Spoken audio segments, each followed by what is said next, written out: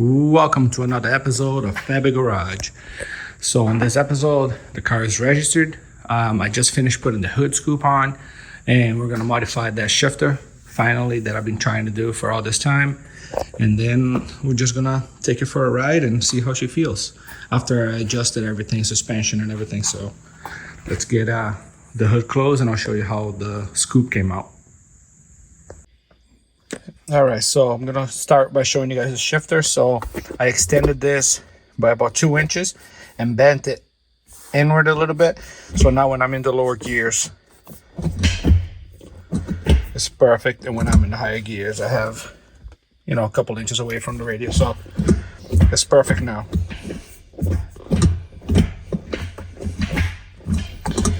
So that'll do for now. I'm not a huge fan of the shift knob.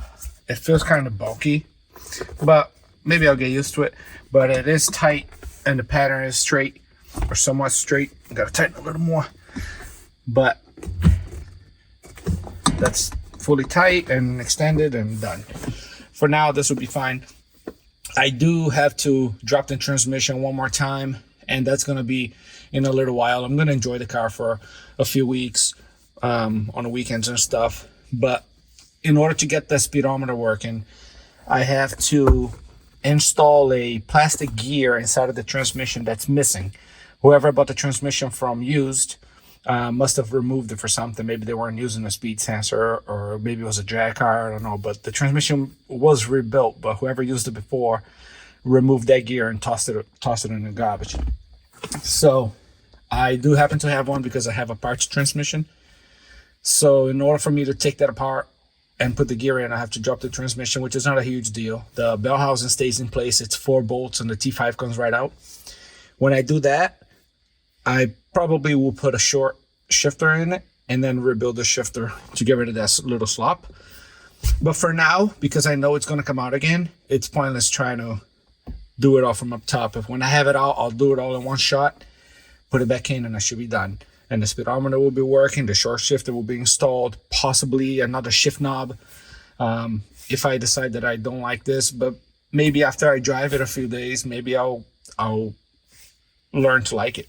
So that's it for now, but it is done. All I did was extend it and bend it a little bit. So now I'm going to show you guys how the hood cowl came out. This is how the hood cowl came out. I basically cut the whole back section, which used to taper out that way. And if I did open it, it will basically, if rains come down straight, it'll scoop it right into and fill the whole area with water. Now it's actually like an actual cowl where it sticks over past the hood. So even if it rains from this angle here, it'll pretty much catch no water, especially since this folds down. So I take them out pretty decent. Let me see if I can get you guys a sight. So I did leave the double-sided tape on there. Obviously, if you're doing this, make sure you clean the hood like 4 or 5 times with glass cleaner, and then a dry microfiber towel. Just make sure you get all the grease and everything. And then what I like to do on double-sided tape is, no matter what the weather is, just take your heat gun and warm the tape up, because then it makes it extremely sticky. So I put it on here, I centered it, made my measurements. Once this was centered, I made marks with the Sharpie on all 4 corners. Then I picked this up after I already cut it and trimmed and knew exactly where I was gonna go. Ran the heat gun on the double-sided tape, peeled off the red disposable tape backing, and laid it down perfectly where the lines were, and pushed it down all the way, make sure everything was nice and sealed. And as you can see, no gaps at all. So came out pretty cool. And then after it was already on there, I just went with a drill bit, drilled little holes and put little rivets, aluminum rivets all the way down, just to make sure this is not going to fly off.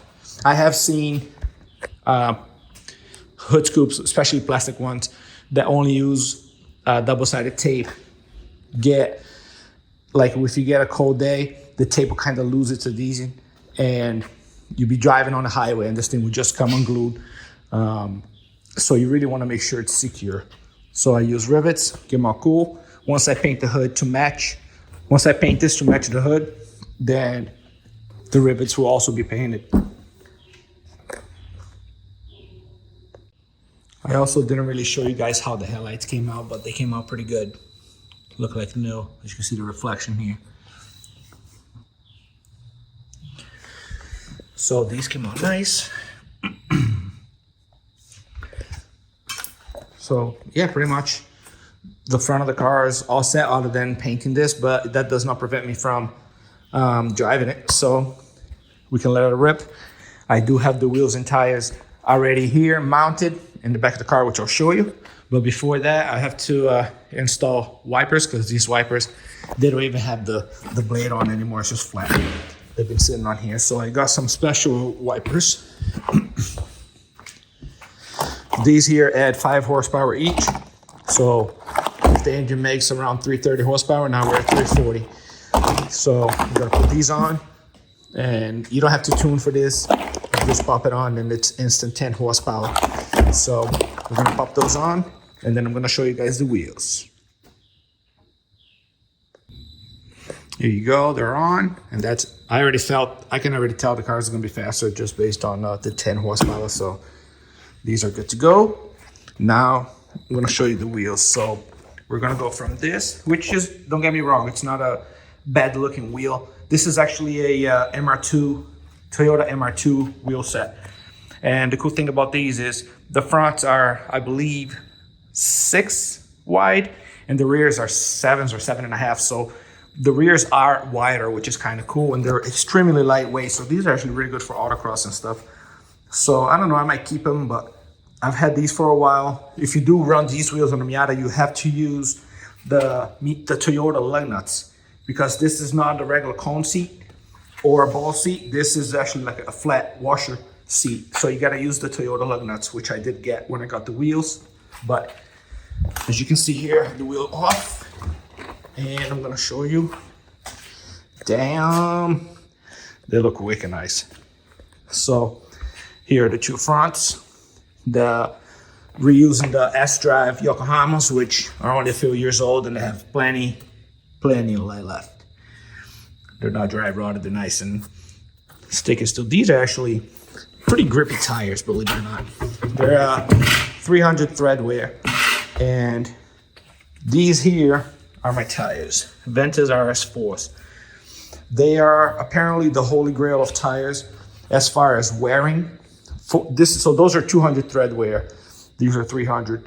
For 200 thread wear, they grip extremely well, and people call them, they wear like iron. So if you autocross or if you do any kind of track, these tires will outlast pretty much any other tire out there as far as wearing down, and they give you extreme amounts of grip. So I wish I knew about these before I bought the ones from my Genesis Coupe.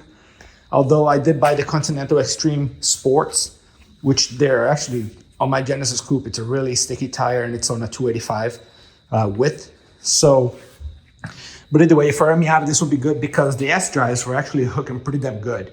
So these being wider should be pretty good, and being a better tire should be awesome. So these are 205s. This is 245. So you can see how much taller it is. I decided to go with 245 40 15, which is honestly one of the widest tires you can buy for a 15-inch rim. That's the only problem with a 15-inch rim, is you can only go so wide unless you want to switch to like slicks, then you can actually get wider. But for a regular 200 thread street tire, you're pretty much limited to a 245. You might be able to get 255s, I believe, but I think that's about it for a 15-inch rim. You probably can buy something wider, but it's not something that's available everywhere. You're probably gonna have to special order them. But in a Miata, unless you're really gonna do like a wide body, you really don't have the room to run anything wider than 245s without rolling fenders and stuff, which mine are rolled. But I just like to look at the wheels. The wheels are nothing special. They're just Vors, which is probably just another knockoff. Looks like a knockoff of Roller, but they're brand new and they look awesome. So that's all I care about. It is a budget build. I will include this on the build price. At the end, I'm gonna do, when this car is pretty much done, I'm gonna do a how much I spent on the whole project, and I will reveal the budget build, how much I spent on the whole car. And I think it's important to add these to that build because honestly, you don't need to buy this to V8 swap a Miata. You can drive a V8 Miata on stock tires, but I think this is kind of essential. If you do add that much power to a Miata, you kind of need it. So this will be included onto the final total of the build. But if you decide that, you know, the total of the build minus the cost of the wheels and tires, you can do it with stock tires, then go for it. But we're still gonna keep it on a budget, but we're also not gonna cheap out. Obviously, I got decent tires. So I'm gonna pop these on. I do have wheel spacers here. So now that those wheels are 15x8 and they're 0 offset, I'm gonna take the spacers off because I don't need them anymore. The offset's gonna be perfectly lined up, maybe stick out a little bit from the fender flare. So I'm gonna pop these out, front and rear, and probably just keep them or sell them, I don't know. But let's, I'm gonna set the car up on the lift. I already have the back set up. I'm just gonna jack up the front and set it up and then put these wheels on, see how they look. Also, don't forget, when you get a new set of wheels, make sure that you know if it's a taper lug or if it's a ball seat. Most aftermarket are tapered. I suggest getting a new lug set just in case. You might need, depending on the rim, you might need like a tuner lug nut. It comes with a key and everything. This one I don't. And make sure you get your hub-centric rings. Make sure they are hub-centric. So on the Miata, the hub bore on the Miata is 54.1. And the inside of the rim, on my case, is I believe 73.1. So you want to get 73.1 to 54.1 hub-centric rings. So this will slide right into the Miata hub, fit perfect, and then the rim will pretty much center on this ring. I do not recommend you get these in plastic. I've had them on my Genesis Coupe before, and they do not last. Make sure you get aluminum. Aluminum one, as long as you add a little bit of grease or a little bit of anti-seize, they will always come off and they will last a while. The plastics one, for some reason, they tend to crack and dry and pretty much dry up. And then when you go to try and move them with a screwdriver, they'll just crack right in half. Do not go plastic. So I'm gonna put these on the wheels and bolt those wheels up, see how they look. I just figure I'd give you guys a little more info on buying new sets of wheels.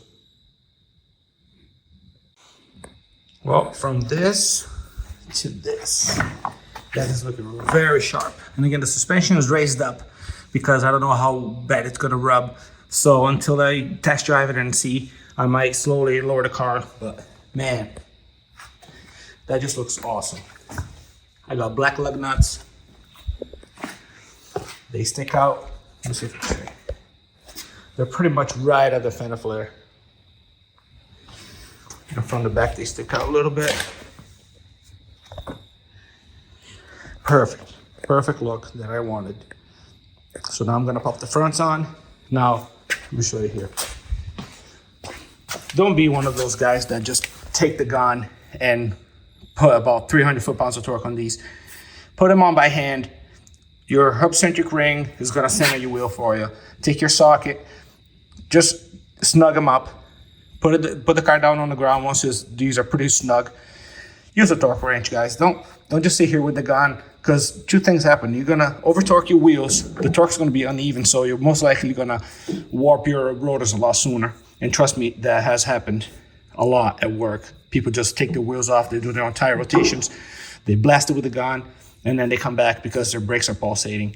The other reason is when you sit here with the gun, you actually destroy the edges on your lug nuts. And what that does is that leaves bare metal open. And then 2, 3, 4 weeks later, your lug nuts are all rusty because you broke through the coating, the protective coating. So when you take these off, take a breaker bar, loosen them up, and then jack up the car. And then you can use like a little 1/4 inch little impact to take them off. But don't just sit here with a gun and slam them, because you will damage your lug nuts. I mean, if you don't care, then that's different. But I usually care about how my stuff lasts. So put the car down with these nugs, use a torque wrench, torque them properly with a torque wrench, and you should have no issues whatsoever. So I'm gonna pop the front wheels on, and then we'll see how this thing looks. Well, the wheels are on. You can see the cowl from the side here, the wheels making it look nice and mean. And again, you don't have to spend $5,000 to get something like this. As long as you get good tires. There's a lot of people who hate on the replica wheels. I've never had an issue with them. I've had tons of them on all kinds of cars. I've never had one blow apart, break. They bend just as easy as a name brand. Now, obviously, if I have an expensive car, and there's nothing wrong with putting expensive wheels on it, but I've never had issues with replicas. So again, budget build, that's what we're gonna do, but they look awesome. So when you put your wheels on, I already have mine snug, but I'm gonna put it down and then torque them by hand. Mazda recommends 85 foot-pounds. I usually go 100.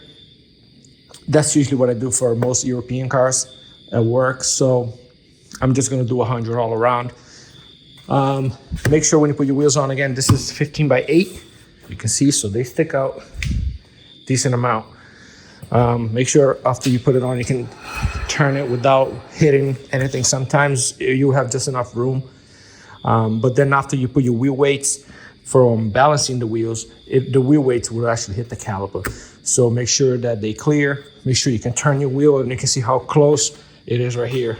But actually, I might have to trim a tiny corner here, but it barely touches. But keep in mind, once the suspension is up more, it's gonna rub down here instead of up here, and it'll most likely clear. And then again, same thing on this side. Make sure it clears, and it does. So now I'm just gonna torque these up. And the cool thing about buying a set that's a 24 piece, you only use 16 because I'm a 4-lug. And you actually have 8 left for if you get damage, or if a couple of them break or rust out. You have 8 in stock to replace either all front or all rears, which is kind of cool. So most of the time, buying a 24 piece compared to a 16 piece is either the same price or a few dollars more, and it's worth getting the full set as if you were doing a 5-lug. So you have all these extra lugs. So I'm gonna torque these up. And I do have a AEM AFR gauge coming. I'm gonna install that on the other vent on the right side. I have decided that even with the carburetor, it's a good idea to have an AFR gauge so I can set all my mixtures. It's pretty much a nice tuning tool for a carburetor also. So you can set all your idle mixtures, your partial load, your wide open throttle. You can make sure you're not running too rich or too lean, and make sure you get full power out of your engine. So with a carburetor, it's kind of a guess, unless you're a carburetor wizard with a knot. So I'm gonna install one of those. I just ordered it. Probably won't be here for a week because it was back ordered. But yeah. So in the meantime, I'm gonna torque these up, and this thing should be good for inspection because it's got good tires all around. I'm gonna get it inspected and enjoy this weekend with it. And hopefully next weekend I'll have a couple more things to install, but we're getting pretty close to the end of just enjoying the car for the rest of the summer and then put it away for the winter. But yeah, I appreciate you guys watching. This is gonna be it for this week's episode. Nothing too crazy because we're almost done with the project, but I just wanted to show you guys this. And we'll see you guys on the next one and see what it brings. Thanks.